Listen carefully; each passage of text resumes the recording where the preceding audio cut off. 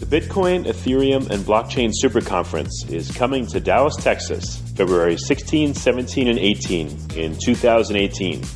If you know of a better way to get the latest insider knowledge about crypto, to hear directly from the top minds in this field, to interact personally with 800 fellow crypto lovers, hodlers, investors, miners, traders, developers, and founders, then I'd like to hear about it. If you don't, then you don't want to miss out. Register today for the Bitcoin, Ethereum, and Blockchain Super Conference. Go to bitcoinsuperconference.com and register today as a super early bird to get the lowest rates on tickets and hotel rooms. That's bitcoinsuperconference.com. Welcome to Almost Here, Round the Corner Future Technology podcast with Richard Jacobs. Future technologies poised to transform our lives for better or worse are the focus of this podcast. Almost here means these technologies are now here and starting to be used, or just around the corner, from Bitcoin to artificial intelligence, 3D printing, blockchain, virtual reality, and more. Good morning, good afternoon, or good evening, depending on where you are in the world. This is Tracy Murda on behalf of Richard Jacobs here at Future Tech Podcast. Today, I'm very excited to welcome a special guest, Karl Schmeider of Messaging Lab, CEO and co-founder. Karl, thank you so much for joining us today. Thanks so much for having me. And Karl, also, I do want to make note and mention that you also co-authored a book recently. Can you tell me the name of that? Sure. The book is called What's Your Biostrategy? And the subtitle is How to Prepare Your Business for the Age of Synthetic Biology. I love it. Well, I definitely want to get into that as well. But let's start off first with, tell me a little bit about Messaging Lab. What is it, and what is it that you all do and kind of are focused on doing? So Messaging Lab is a strategy and communications consulting firm that focuses on helping life sciences companies tell their story, whether that is through marketing, public relations, sometimes it's investor relations, but it really comes down to translating a science story into a way that people can understand it. So complicated science, simple storytelling. And increasingly what we're doing is, especially through the book, is finding ourselves talking to non-scientists who are interested in learning about synthetic biology, biotechnology, engineered biology, which are all basically the same thing, and how it might impact their business, which is the reason why we ended up writing the book. So tell me a little bit more about these non-scientists. What is it that they're looking for? So I'll give you a couple of examples. So for example, it would be a company that maybe has a product on the market. It could be anything they're manufacturing, and they're looking to differentiate themselves in a way. And one of the ways they can differentiate themselves is by using biology to manufacture part of their product or an entire product. That's one way that they can secure their supply chain if they're dependent on any kind of commodity product, or it can be a way of telling a different story to their consumers around sustainability. Another example would be a company that maybe thought about doing biotechnology, but doesn't really know where they should get started, or why they need to have a biostrategy, which is something we can talk about, and helping them understand that, this stuff in biotech is not science fiction. It's happening right now. Biotechnology comprises nearly 3% of the U.S. economy's GDP at this point, and it's only going to continue to grow. So it's something that basically impacts all of us every day, but most people don't even realize that they're, being touched by or are touching things that have either been produced by or used biotechnology to be manufactured. So, Karl, what did you get involved in this space? Give me a little bit of background on kind of what led you here. So I have a little bit of an unusual background in that I'm trained as a scientist, biochemist. I have a master's degree in biochemistry, and I got really interested in biotech as I was going through college, but I never really felt that I was going to be working on the bench. And I didn't really know what an entrepreneur was or what it meant to start a company. And that would come many years later. But while I was doing my master's degree in biochemistry, I got very interested in this new field of biotechnology. And there was a lot of kind of startups that companies were being founded, mostly on the medical side, that there were applications in agriculture. And I really was interested in writing and being a communicator, so I went back to school after a few years and got a degree in creative writing.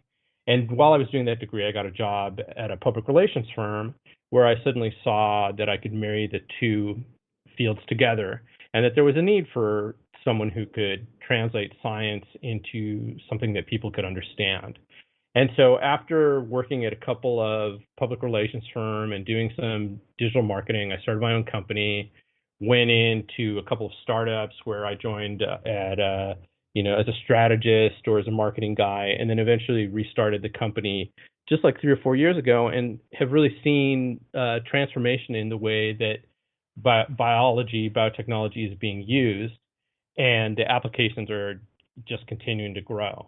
So who would you say, is there a certain demographic or certain, user, type of user that is looking at the programs that you create to use, or is it just kind of this can apply to anyone's business?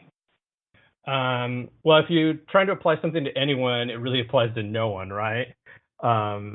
So the companies I tend to work with tend to be either established biotech companies.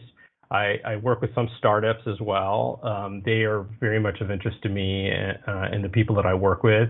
Funded startups are very much in need of the service of helping to get their message out to the right audiences. And then, like I said, now we're doing a little more work with companies that are established and are just looking for ways to apply biotech to their business.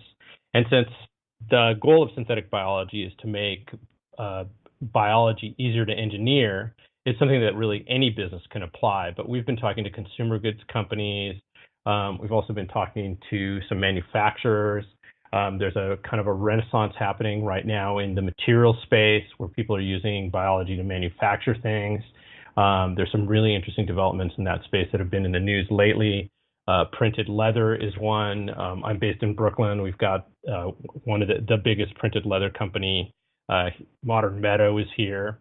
And then there's 3 companies that do brewed spider silk, where they've basically taken yeast and re-engineered it to produce the proteins that makes the same proteins that spiders use to make their silk or to make their webs. Wow. And they're able to produce that on a mass scale. And one of those companies, Bolt Threads, just announced that they had received, I think, $100 million in funding just over the last couple of weeks. So there's a lot of interesting things happening in the biomaterial space. And then there's this idea of biofabrication, where you use biology to make things.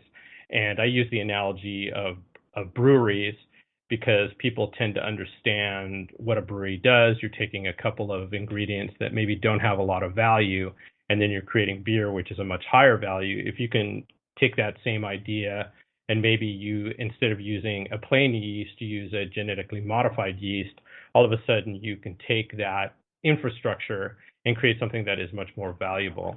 Of course, it's not as simple as doing the same thing as brewing. Industrial biotechnology requires a little bit more production skills, but that analogy is something that people tend to understand. Oh, if we took the brewery and we had a different kind of yeast, maybe we can produce spider silk proteins. I know that's a proprietary technology, but that idea kind of gets people thinking, and it gets them interested in learning more. So if you can, without getting, maybe too technical for our average listeners here, talk to me a little bit more about the services that Messaging Lab offers and how it actually works. You talked about some of the use cases. If you can kind of just get a little bit more in depth without, going way over my head, that would be great, I think. Yeah, I mean, what Messaging Lab does is help translate the science into something that people can understand.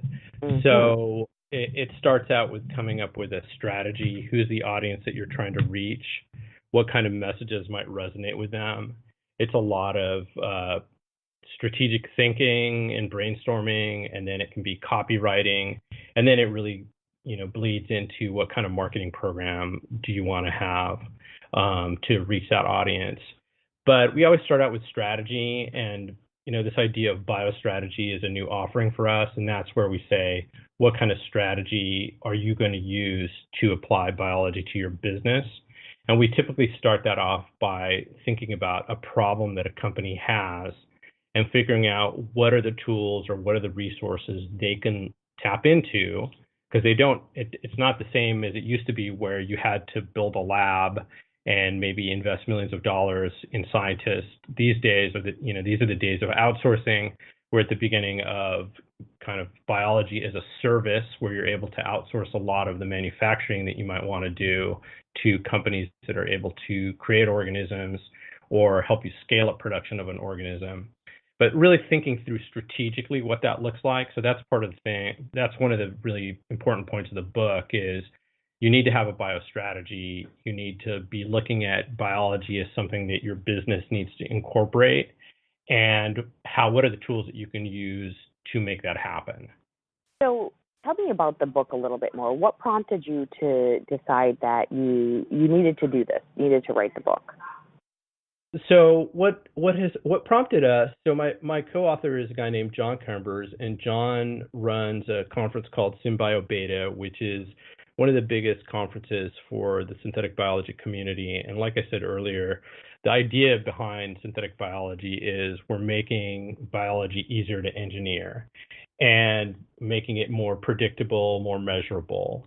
Because a lot of biotechnology, especially the people in the synthetic biology field, think about it as being something that was done on an artisanal basis, whereas and had to be done by people who are very technical, working at the level of DNA, which is a little hard to understand. I mean, when we use a computer analogy, no one programs computers on the level of ones and zeros. You have different kinds of programming languages that sit on top of that make the interaction with an electrical circuit possible. And in biotech, we're still doing a lot of work at that DNA level, and which is analogous to working with that machine language. So what we noticed is that people were saying things like, what's your digital strategy? I heard a lot of that, going through a digital, branding startup.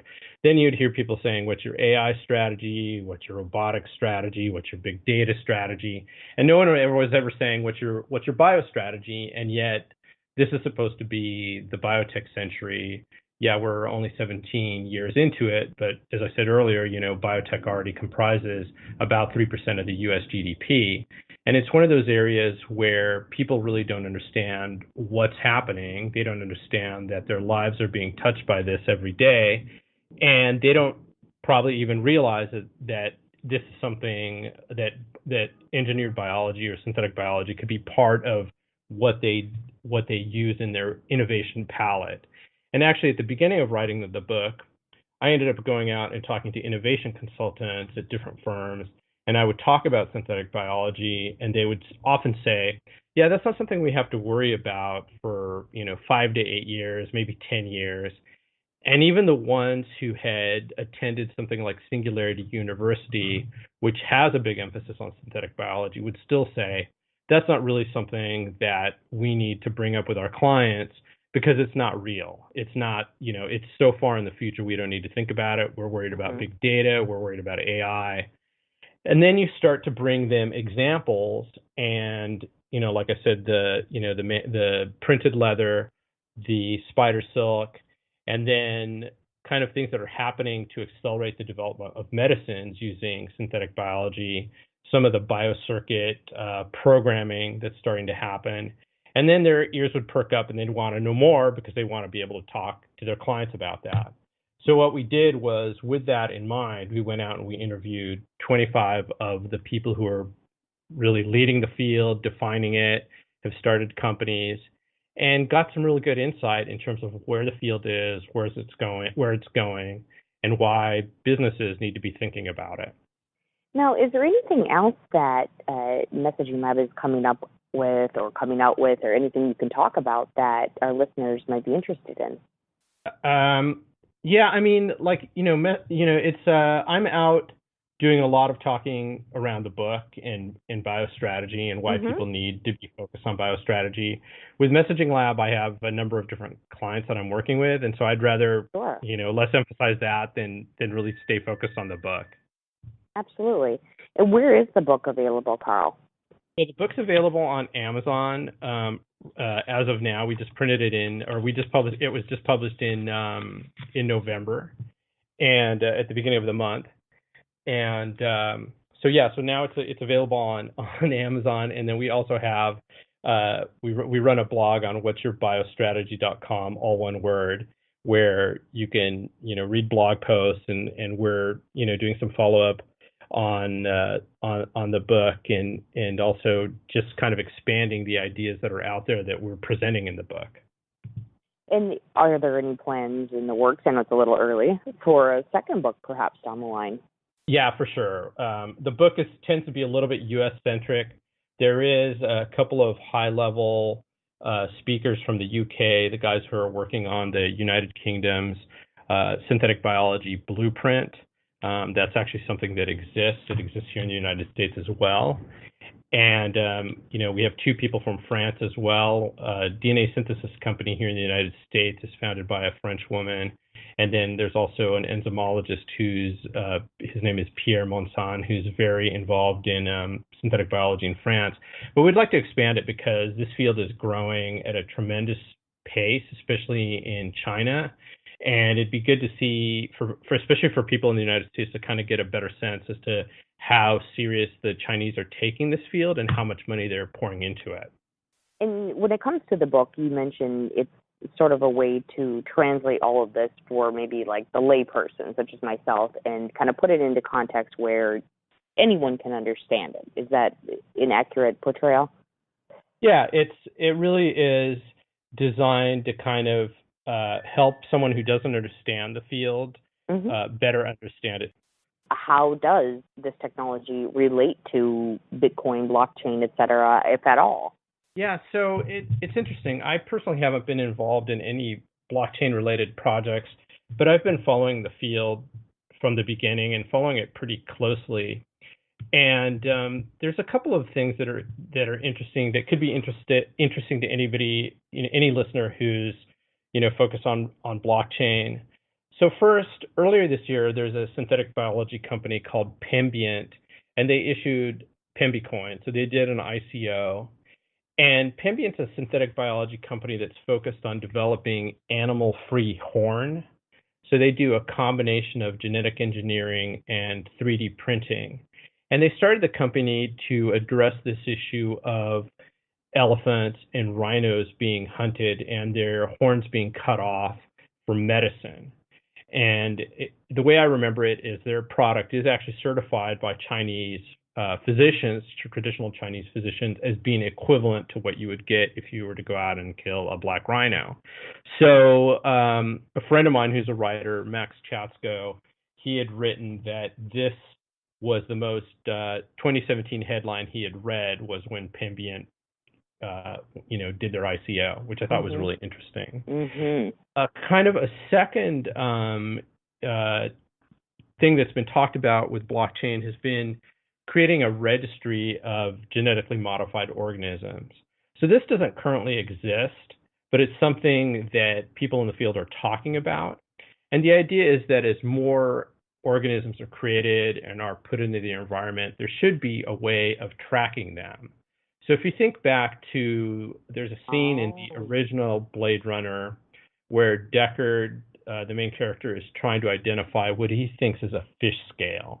And so he goes to the street market, and this vendor puts it under an electron microscope, and she says to him, "Oh, no, that's not fish, that's snake." But biologically, being able to put a number onto something is something that would be very difficult to do. And they actually kind of continue this idea in the new Blade Runner, though the marking is on the eye. And actually what's been done in real life in current day is that people have been using DNA and creating kind of barcodes that they embed into an organism.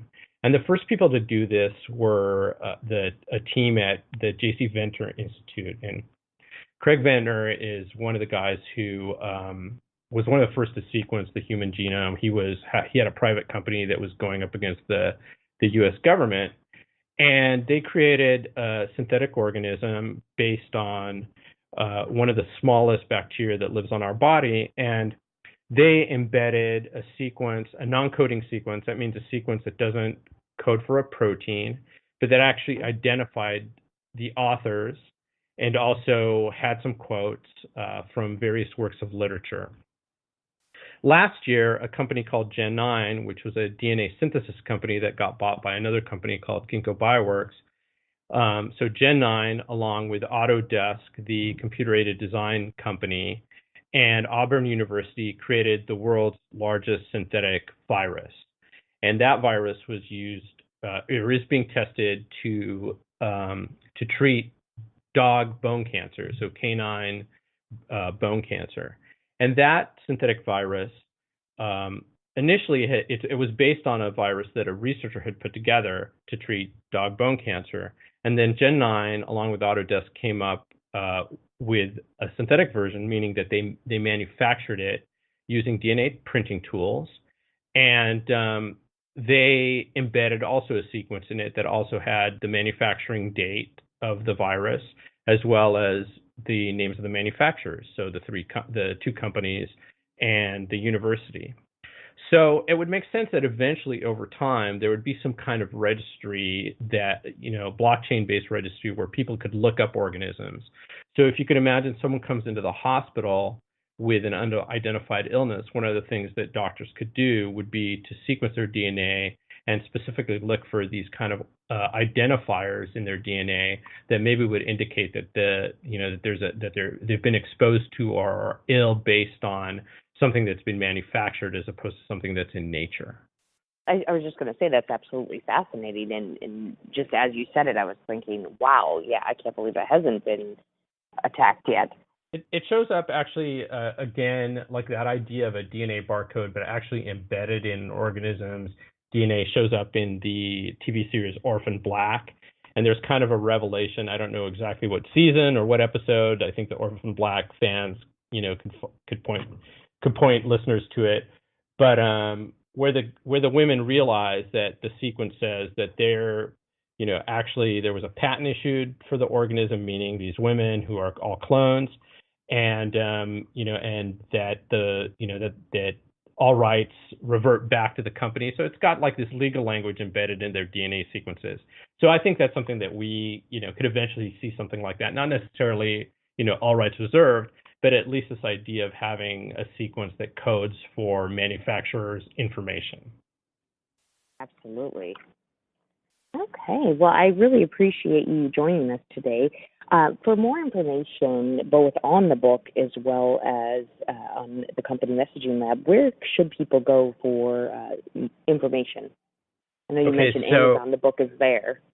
Yeah. So if you want to learn more about the book and read, excerpts, I point people to what'syourBiostrategy.com. That's all one word. The book is available on Amazon. So if you look up What's Your Biostrategy on Amazon, you'll find it there as well. And then for information on Messaging Lab, you can just go to messaginglab.com or follow me on Twitter. My name is Karl Schmeider, so @KarlSchmeider is where you'll find me. I love it. Karl, thank you so much for your time. And again, for our listeners, this is the founder of Messaging Lab, as well as the co-author of What's Your Biostrategy. We look forward to seeing where this all goes for you, and please come back and join us and let us know how your blockchain developments run down the line. Thanks a lot. Bye. The Bitcoin, Ethereum, and Blockchain Super Conference is coming to Dallas, Texas, February 16, 17, and 18 in 2018. If you know of a better way to get the latest insider knowledge about crypto, to hear directly from the top minds in this field, to interact personally with 800 fellow crypto lovers, hodlers, investors, miners, traders, developers, and founders, then I'd like to hear about it. If you don't, then you don't want to miss out. Register today for the Bitcoin, Ethereum, and Blockchain Super Conference. Go to bitcoinsuperconference.com and register today as a super early bird to get the lowest rates on tickets and hotel rooms. That's bitcoinsuperconference.com. You have been listening to Almost Here, Around the Corner Future Technology podcast with Richard Jacobs. Subscribe to this podcast, post a review to discover more future technologies that are poised to transform our lives for better or worse, such as Bitcoin, artificial intelligence, 3D printing, blockchain, virtual reality, and more.